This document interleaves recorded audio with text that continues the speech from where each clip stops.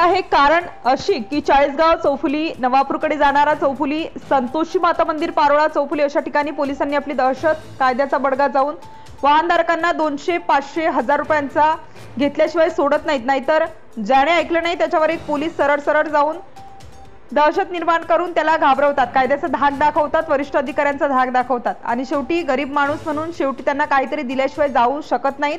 अशी धुळे जिल्हा traffic police, city police, highway police यांची दहशत अनेकदा न्यूज चॅनलने प्रसिद्ध करून देखील पोलीस अधीक्षक अकॅडमी लक्ष घालत नाही। जर पोलीस अधीक्षक लक्ष घालत नसेल तर सर्वसामान्यांचे काय समजावं? हे जे सर्वसामान्यांचे पैसे लुटतात या पैशाला कुठे जमा करतात याची देखील वरिष्ठ अधिकाऱ्यांनी दखल घ्यायला हवी आणि वाहनधारकांना या त्रासापासून दूर करायला हवं। धुळे जिल्ह्यातील अनेक वाहनधारक त्रस्त झाले आहेत। नॅशनल हायवेवर ट्रक चालत असताना त्यांना विनवण्या केल्या जातात, काही वेळा पाया पडतात, तरी सुद्धा त्यांना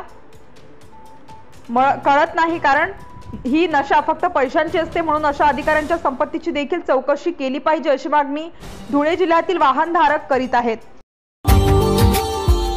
Subscribe now and press the bell icon. Never miss an update.